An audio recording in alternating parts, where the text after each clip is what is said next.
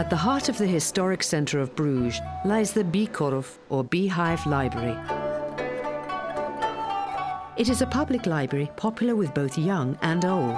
But it is also an official Flemish heritage library, holding a vast collection of medieval books, incunabula, old prints, and manuscripts by the 19th century Flemish poet Guido Gezelle. Amongst its most treasured historic books, the library holds a collection of 21 late medieval books of hours. These small books stand out both because of their content and decoration. The texts are often illuminated with bright and alluring initials, miniatures and borders. Expensive materials such as gold leaf, ultramarine and the finest vellum appeal to the eye. These 21 books of hours were made in Bruges, Ghent, France and Holland. They contain texts in Dutch or Flemish, Latin and French. A large part of this collection was bestowed upon the city of Bruges by two 19th century collectors, West Flemish nobleman Thomas de Schuytter de Lopum and Hainaut-based bibliophile Edouard Outard.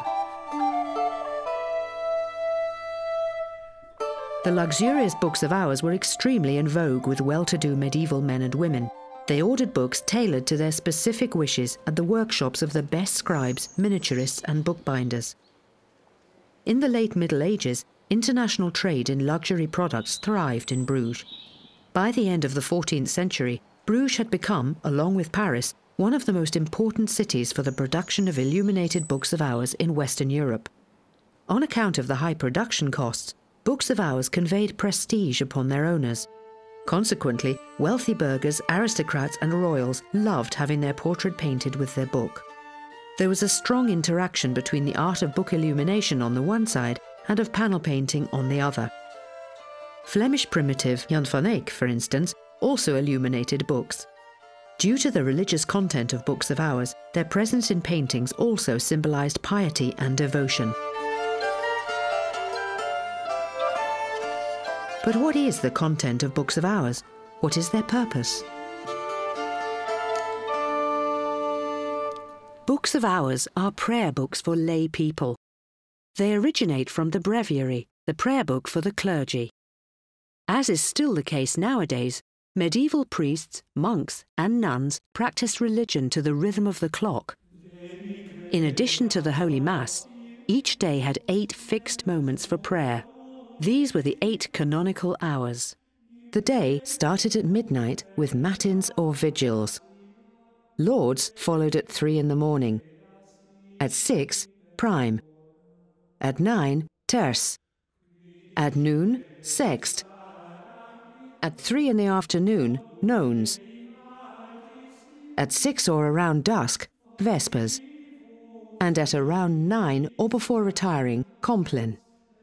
On these set moments, the clergy read and sang psalms, prayers, hymns, and parts of the Bible. The content of the texts and songs depended on the canonical hour, on the time of the year, and on the liturgical calendar. In the breviary, texts and songs were arranged according to the liturgical calendar and canonical hours. The breviary was a very complicated book, which required a sound understanding of liturgy.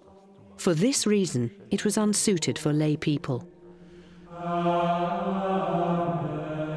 For their use, a simpler version of the breviary was developed in the 12th century. This was the Book of Hours. It contained less variation, shorter texts, and a selection of only the most comprehensible and appealing psalms and prayers. Most books of hours were more lavishly decorated than breviaries, but there were also more sober and cheaper versions on the market for less affluent readers. Books of hours allowed readers to pray at their own initiative.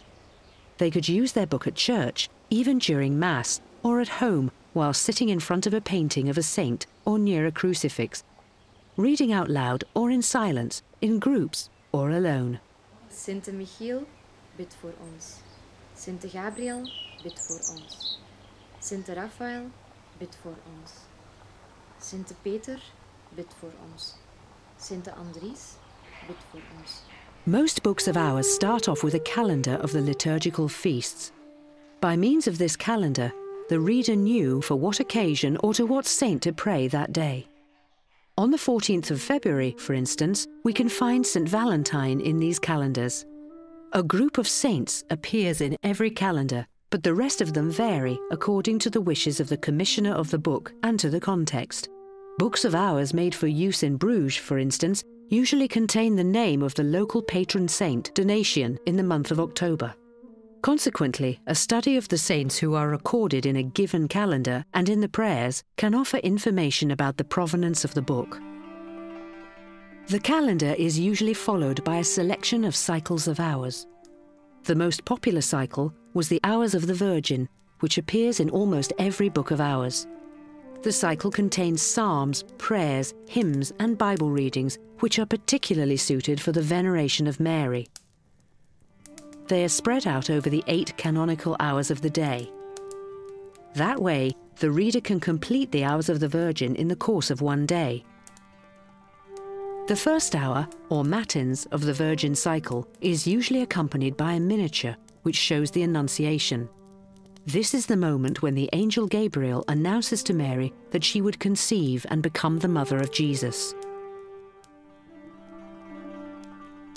Usually, each of the following hours is accompanied by a miniature showing another episode in the life of Mary. Miniatures in books of hours serve different purposes. They obviously embellish the text and they announce the beginning of a new chapter in the book. Besides this, they also serve a meditative purpose. By looking at the depicted scenes, the reader, even the less literate ones, becomes emotionally involved in the sufferings of Mary and the other biblical figures. This emotional involvement puts the reader in the focused and serene mindset that is needed for sincere devotion. The Hours of the Virgin are at the heart of most books of hours.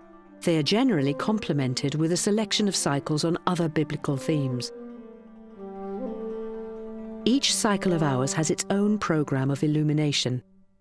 The Hours of the Passion, for instance, are enriched by miniatures which show the mortal suffering of Christ, such as the crowning with thorns. Other cycles of hours include the Hours of the Holy Spirit, the Hours of the Holy Cross, and the Hours of the Eternal Wisdom.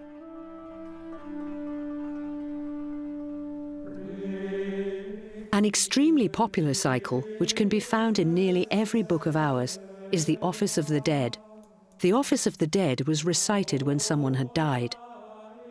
The prayers start at midnight on the eve of the funeral. Since this cycle does not contain each of the 8 canonical hours, it is called an office or a vigil, rather than a cycle of hours.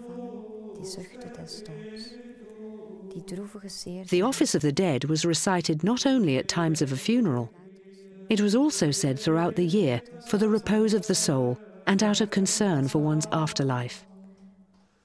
Hence, the Office of the Dead is illuminated not only with depictions of burial rituals, but also of death as a skeleton and of pleading souls in purgatory. Daily confrontation with these sinister texts and ominous miniatures was supposed to persuade and motivate the reader to live a God-fearing and virtuous life.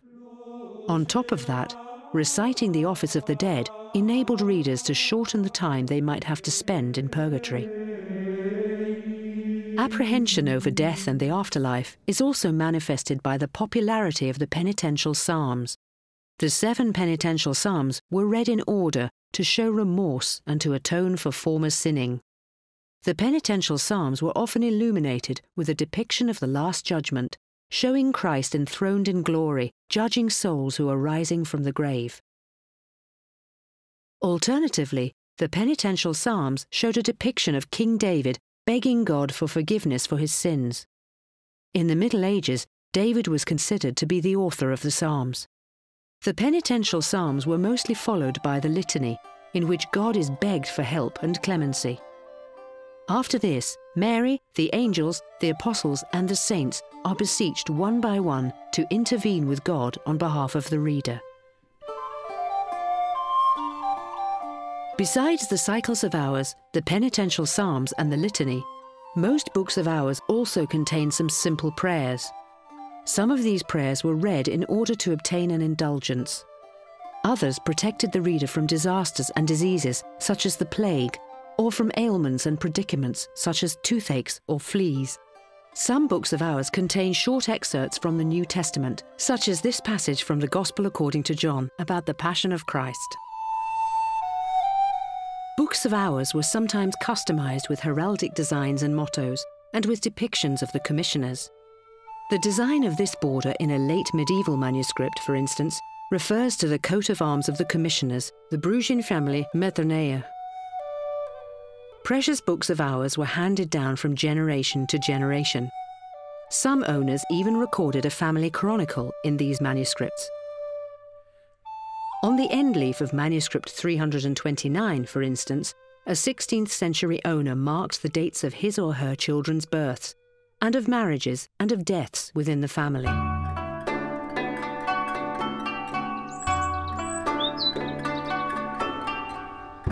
Books of hours are important witnesses to the social, artistic and devout life in the late Middle Ages.